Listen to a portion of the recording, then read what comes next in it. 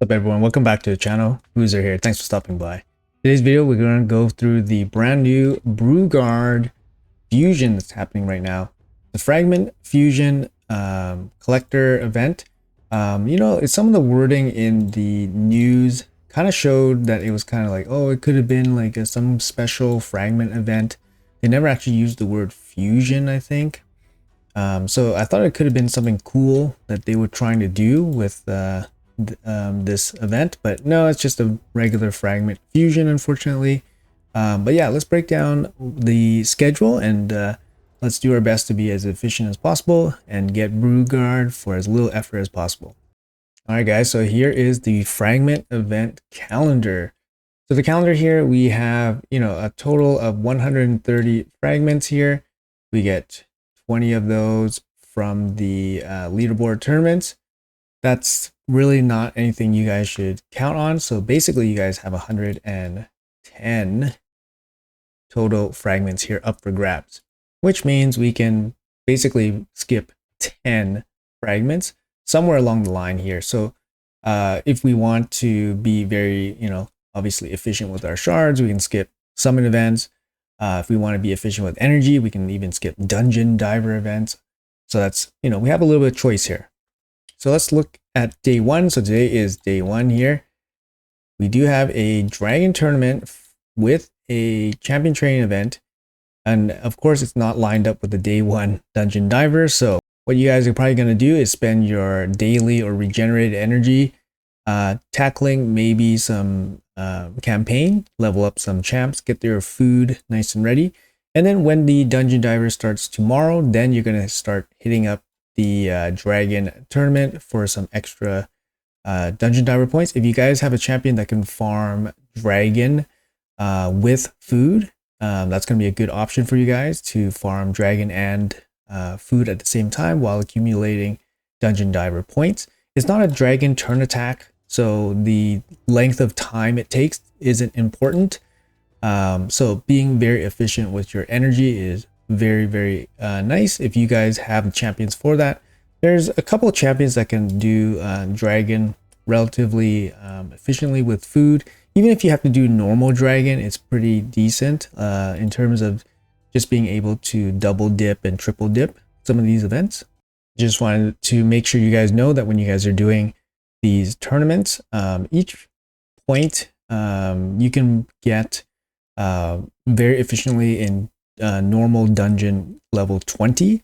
It's about 1-to-1 roughly conversion. It's about 1.1 points per energy in level 20. So if you can do level 20 with 4 food, it's very, very efficient. So you guys can get the points very efficiently doing that. So anyways, dungeon divers usually is 3,700 points. And this usually costs you about 53 to 5,500 energy.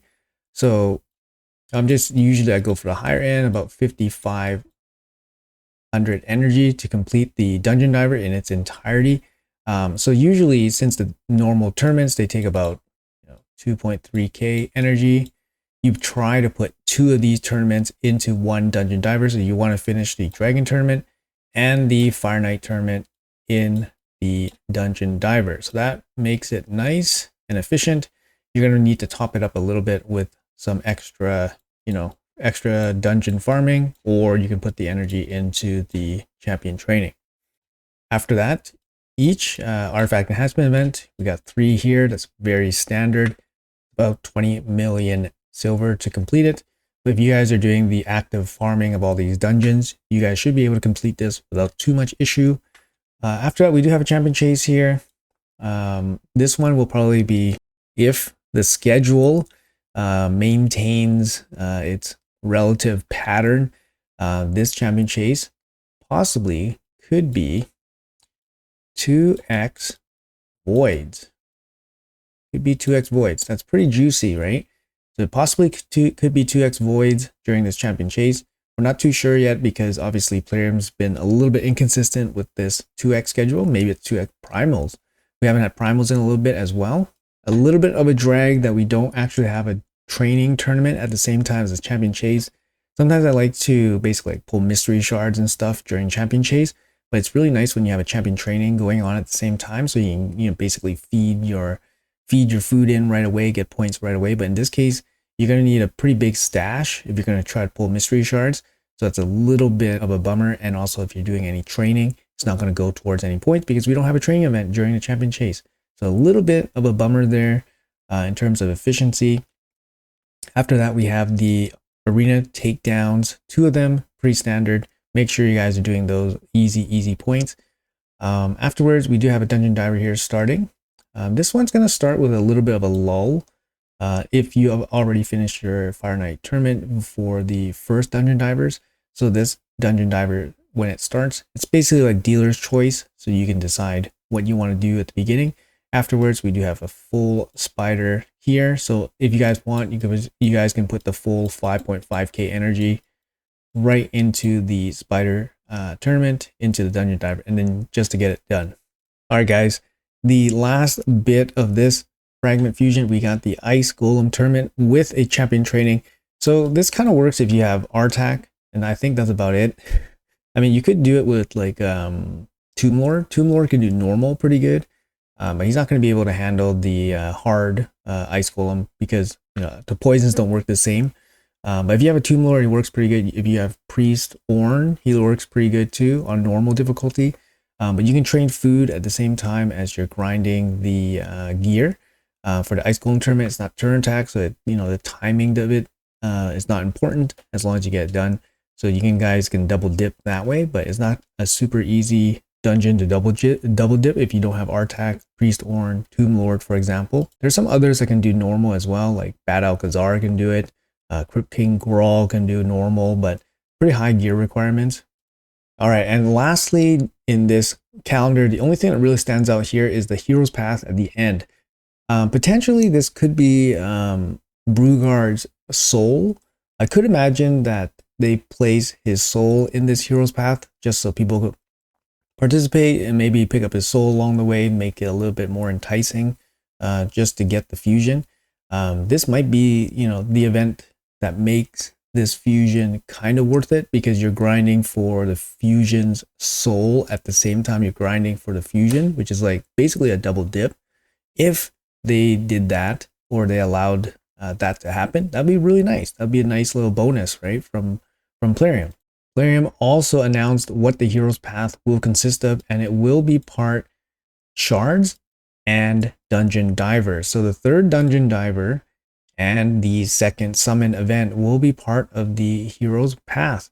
This is actually a pretty good thing because you're basically combining two of the hardest events basically into one event. So you can basically skip one, right? It's not that bad. The problem with the hero's path is that it's worth 20 points. It's worth 20 points. We're allowed to skip 10, remember that. So my suggestion would be to go for this chase, and maybe save the last 10 to skip for the hero's path. You could skip 10 of the hero's path, or what you could do is skip the ice golem and maybe the second half of the champion training. You could do that as well because the last bit of this fusion, there's actually really not much going on, right? You can just skip the ice golem and then just skip the second half of the training event if you want to fully complete the hero's path. So overall, I think this fusion schedule is okay. The first half of it is quite decent. The middle part where the dungeon diver doesn't really connect with much when it starts, and we just have a single spider tournament going into the dungeon diver, that's not super generous. And then the back half is, kind of bare. We really don't want to do too many of these events if we can help it.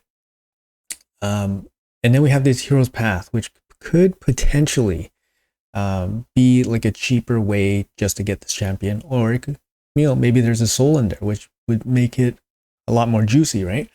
So anyways, yeah, I don't think this schedule is too bad, but I think this is going to be a very unpopular fusion. I think most people are just going to be like skip, especially based on my my showcase video and the comments in that video. People are just not interested. I tried to show him in a more general, versatile way. I think he is a decent champion. He's nothing insane. I think he's decent. And I think it'll definitely help people. For example, like if you pulled him early, he's definitely useful. Thing is, he does take a lot of books to be useful, and his A2 5-turn cooldown cleanse needs to probably come down to 3 turns to be super useful. So booking him out there is probably really, really important. But yeah, I don't think his kit's that bad. He didn't, perform overly bad or anything like that. I don't think he's a bad champ. But I think people are done with fusions for a little bit. They want to take a break. And, rightfully so, right? We didn't get any breaks coming out of the Thor. Oh, keep that in mind as well, guys. Make sure you guys collect your Thor souls. So you can clearly see here, I haven't collected any of my souls yet, because there was an off chance that today was a soul chase event. But now that it's not here, it's probably going to be next week, in my opinion, that the soul chase is going to happen. So if you guys can save any of that, that would be great. I also am a crazy person, and I actually managed to save my 5-star Loki all this way, but I gotta make sure I pull it as well. 3 days left. So we're gonna get that going. But yeah, make sure you guys are keeping track of the fusion. If you guys are going for it, make sure you guys are paying attention to the schedule so you don't miss any of those fragments. But there is a little bit of leeway for you guys, 10 points to give up if you guys make a mistake somewhere down the line. All right, guys, that's gonna be it for the video. Thank you guys so much for watching. Let me know in the comments below if you guys are planning to go for this fusion. Are you guys bothering at all? Probably not, but let me know anyways. Are you guys looking forward to doing some Minotaur, I guess? Anyways, guys, let me know in the comments below. Thanks for watching as always, and I'll see you guys in the next one.